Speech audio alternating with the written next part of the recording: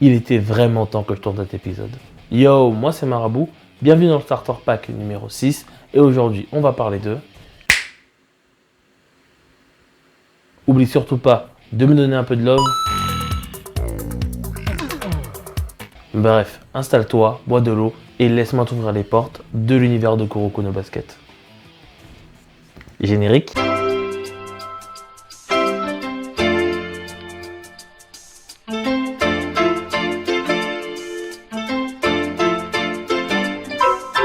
Kuroko no Basket, ou en français, le basket selon Kuroko, est l'un des meilleurs animes de sport de ces dernières années. On en parle même comme le slam dunk de notre génération. Désolé, Rhinosora. Kuroko, c'est le 6e homme de la génération miracle du collège Teiko. Les joueurs de cette équipe sont si puissants qu'ils en dégoûtent leur adversaire, tant l'écart de puissance est énorme. Tu vois comment Saitama, il est blasé d'être trop fort dans One Punch Man ? Bah, imagine une équipe composée uniquement de Saitama. Bref, pour faire du lycée Seirin la team numéro 1 du Japon, on va suivre les aventures du duo composé de Kuroko et de sa nouvelle lumière Kagami. Tiens, un rouquin, lycéen, avec une détente particulièrement intéressante. Bref, Kuroko no Basket est un très bon neketsu de sport avec des valeurs d'amitié, de combativité et tout le tralala. Et même si ça ne révolutionne pas le genre, ça en maîtrise parfaitement les codes. Par où commencer ? Gros, c'est du basket. Et je vais pas te faire l'affront de t'expliquer en quoi c'est le meilleur sport du monde. D'ailleurs, il y a une playlist qui est là sur ma chaîne. C'est la raison notamment pour laquelle j'avais énormément d'attentes pour ce manga. Et tu sais quoi ? J'ai été comblé. La narration est fluide, dynamique et originale. Pas le temps à perdre à éduquer le héros à la pratique du sport. Grosse flemme. Ici, on plonge directement dans l'action.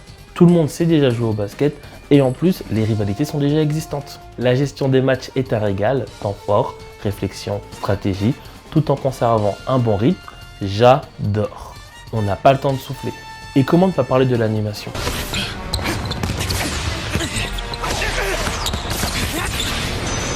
Non, faut que tu te rendes compte, on est face à l'une des meilleures animations de sport all time.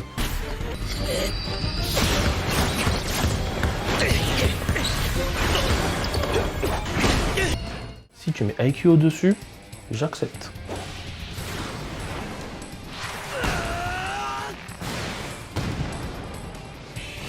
Ils ont fait un taf de malade. Ici, on ne se fait pas chier. Et la génération miracle porte très bien son nom.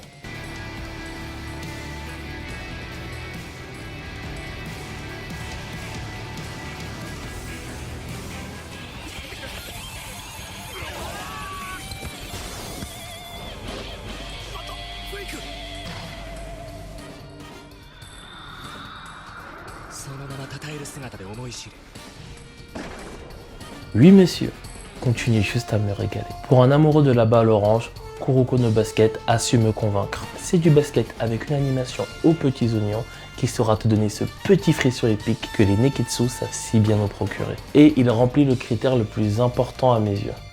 Ce besoin irrépressible de vouloir jouer au basket juste après avoir regardé un match. Et ça n'a pas de prix. Bon, avec tout ça, je pense t'avoir convaincu. Mais si tu restes sceptique, je sais ce qu'il te faut. C'est l'heure du point tech-tech.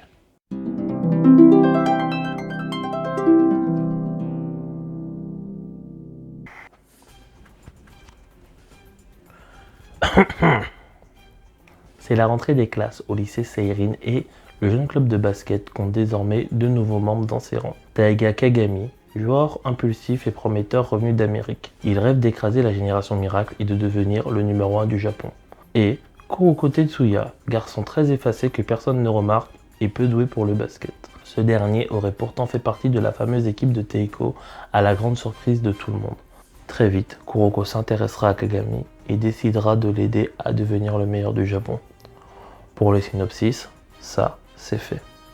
Entre 2008 et 2014, Kuroko no Basket est prépublié dans le Weekly Shonen Jump de la Shueisha. Aujourd'hui, le manga est fini et compile 30 tomes, auxquels on peut rajouter 2 tomes pour la suite officielle Kuroko no Basket Next Game. En bon fanboy, son auteur Tadatoshi Fujimaki s'est bien sûr inspiré de Slam Dunk et aussi de la NBA. Bon, sur le coup, il a été mauvais vu qu'il est fan des Clippers et de Chris Paul. Bref. En 2012, le manga se classe deuxième derrière One Piece, des meilleures ventes du Japon par série avec plus de 8 millions d'exemplaires. Bon, c'est une petite stat qui sert à rien, mais ça fait toujours plaisir. En France, aucun problème. Kazé s'est occupé de tout, que ce soit de la sortie des tomes à la sortie des DVD. Bien sûr, comme tout manga à succès, Kuroko no Basket a eu le droit à son adaptation animée. Entre 2012 et 2015, c'est le studio IG qui s'est chargé des 3 saisons de 25 épisodes chacun. Mais bon, en vrai, on s'en fout du studio d'animation.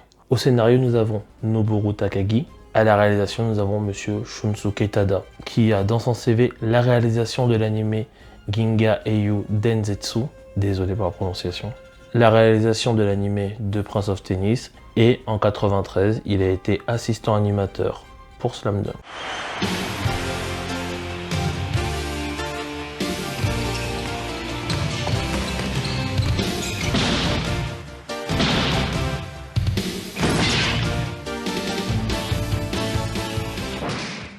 Rien que ça. En mars 2017, c'est les 2 tomes de Kuroko Next Game qui sont adaptés au cinéma, avec l'OAV intitulé Gekijuban Kuroko no Basket Last Game, toujours réalisé par ce bon vieux Shunsuke Tada. On peut noter au passage que pour le 10 ans de l'œuvre, le film est sorti dans les cinémas français en fin juillet 2022. Et juste pour le plaisir des yeux,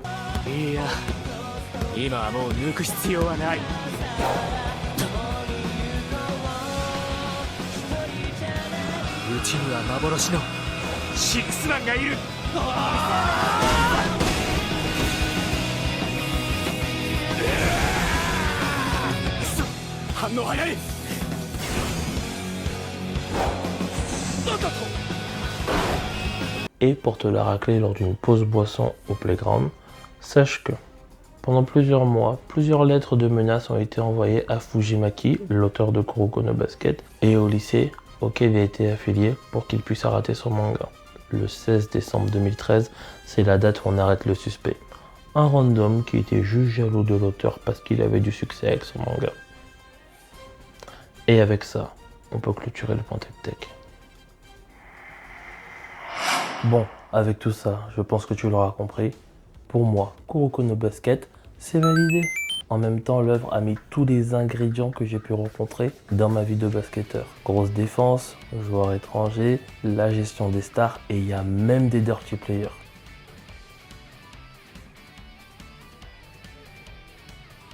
Que demander de plus? Mais bon, on va attaquer le cœur du problème, là où les haters se font vraiment plaisir. Dans Kuroko, il n'y a pas énormément de développement de personnages. C'est faux. Je sais pas qui vous a dit ça, mais c'est faux. Je sais pas pourquoi vous pensez que c'est vrai, parce que c'est faux. Ce n'est pas qu'il n'y a pas de développement de personnages dans Kuroko no Basket, c'est que la série n'a des yeux que pour les membres de l'AGM et se consacre exclusivement au développement de ces derniers. Pour faire simple, si tes yeux ne sont pas de la même couleur que tes cheveux, tu n'es pas un personnage. Tu es juste un élément scénaristique. J'avoue, j'abuse un peu. Tous les personnages sont reconnaissables par leur chara design, mais la série ne leur donne pas énormément de considération. Par exemple, le couple formé entre Aiko et Junpei, ou encore la relation entre Takao et Midorima. On peut prendre le gars de Tenpei, il est arrivé au milieu de la saison, un peu comme le Ranger blanc, pour renforcer l'équipe. Mais bon, il a fait le choix du basket au lieu de sa santé, et c'est pour ça que Serine doit absolument gagner le titre cette année, ou ça sera mort pour lui. Ben, cet élément aurait pu mieux être exploité dans la série, mais ça tombe aux oubliettes, un peu comme le fait qu'il soit l'un des rois sans couronne. Titre honorifique qui contribue au lore de la série, mais on n'en fait pas grand chose. Je te l'ai dit, on n'est pas dans One Piece. Ici, si tu n'es pas de la GM, tu ne nous intéresses pas. Mais bon, revenons au sujet principal de la série, parlons de Kuroko. Je trouve ça incroyable que l'auteur ait décidé d'axer son choix vers Kuroko plutôt que Kagami. Normalement, dans ce genre de Neketsu, on prend le personnage le puissant qui va devenir ultra fort, etc., etc. Là non, Kuroko a tout pour être un personnage secondaire.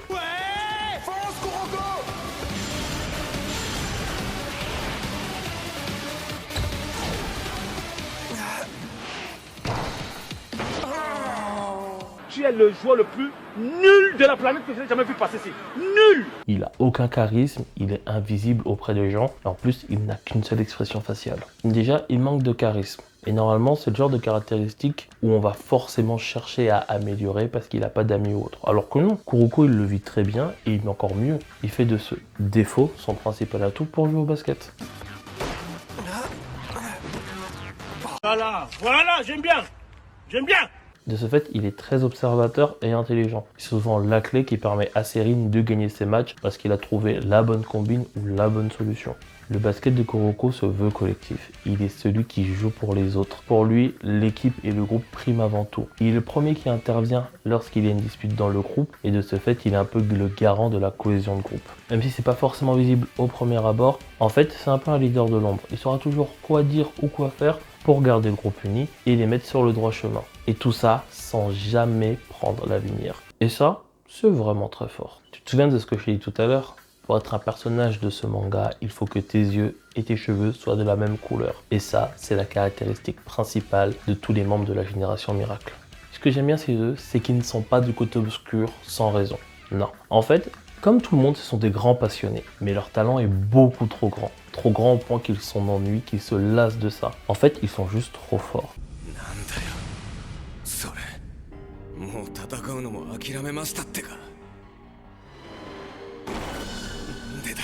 Et la conséquence, c'est qu'ils s'ennuient, ils prennent plus aucun plaisir, il n'y a pas d'utilité à s'entraîner ou encore à travailler en équipe. Parce que quoi qu'il arrive, ils gagnent. Et pour couronner le tout, le collège Teiko ne fait que nourrir leurs bêtises, en leur donnant carte blanche et en leur interdisant de s'affronter les uns les autres. C'est pour ça qu'ils décident tous d'aller dans un lycée différent pour pouvoir s'affronter et enfin prendre un peu de plaisir. Et c'est là tout l'enjeu de la série. Le fait que Kuroko puisse ramener les anciens membres de l'AGM dans la lumière, dans un basket qui se veut collectif et qui puisse apprécier l'effort, le travail pour mieux savourer une victoire. Parce qu'une victoire n'est belle que si elle est collective selon Kuroko. Et paradoxalement, les membres de la Génération Miracle veulent briser Kuroko pour qu'il adopte leur philosophie. Et on peut trouver ça bizarre parce qu'au final, Kuroko, c'est peut-être le plus faible, mais c'est celui dont tout le monde cherche l'approbation.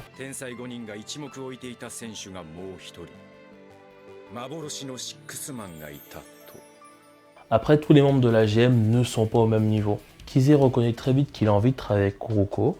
Midorima accepte de travailler avec Takao, son coéquipier, mais la personne que Kuroko veut vraiment sauver reste Aomine. C'est lui qui, dès le début, a sombré dans les ténèbres parce que c'est le premier à s'être éveillé à son vrai potentiel. Il a perdu sa passion du basket car il n'a trouvé personne qui est à son niveau.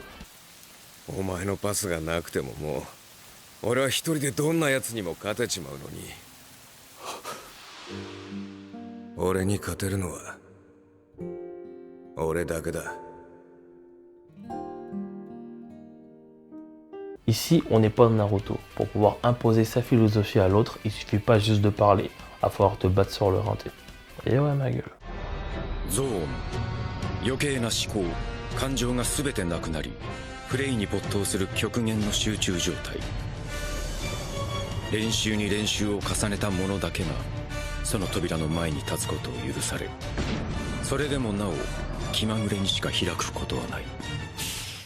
Ah, la zone. J'adore le fait que le manga y ait pensé. Et la direction artistique qui lui est associée est vraiment devenue culte. Le problème, c'est pas la zone. C'est surtout qu'on passe d'un power-up à un objectif à atteindre au fur et à mesure que la série avance. Et ça, c'est chiant. Et en plus, seuls les membres de la Génération Miracle peuvent l'atteindre. C'est un peu en contradiction avec la définition même de la zone en fait. Dans le dernier match, c'est une transformation dans le match, comme on peut utiliser le Super Saiyan. Et encore pire, il y a un deuxième niveau de la zone. Ça devient du n'importe quoi.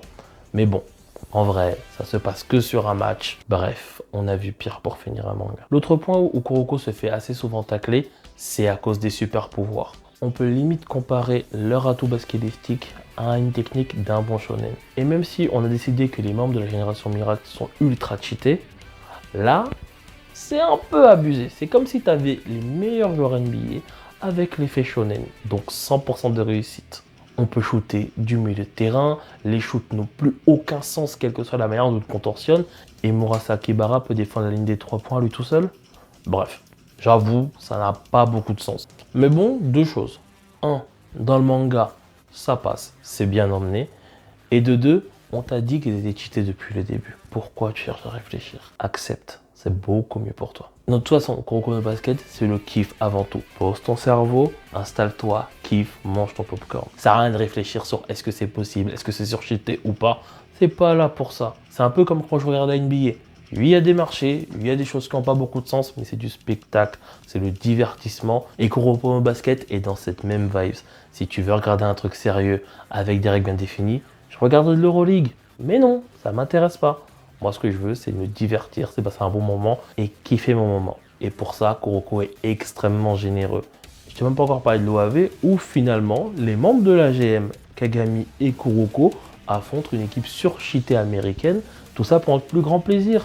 Vraiment, moment popcorn, t'es là pour kiffer, il y a plein de super pouvoirs, une DA de ouf. Régale-toi mon ami. Akashi. Masaka.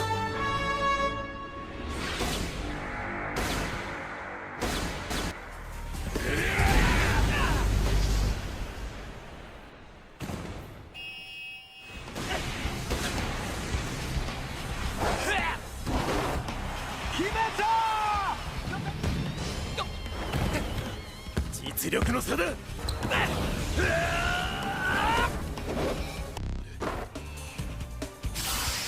ーンに。 J'ai limite envie de dire, c'est comme regarder un Fast and Furious. Pose ton cerveau, kiffe.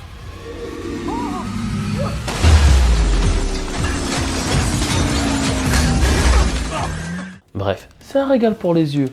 Fais-toi plaisir. Bon, je parle, mais si t'es resté, c'est que tu vas attendre mon avis. Mon avis sur qui est le meilleur entre Kuroko no Basket et Slam Dunk. Les deux monuments quand on parle de manga de basket. Bah tu sais quoi? Active la cloche, parce que je vais pas répondre dans cette vidéo.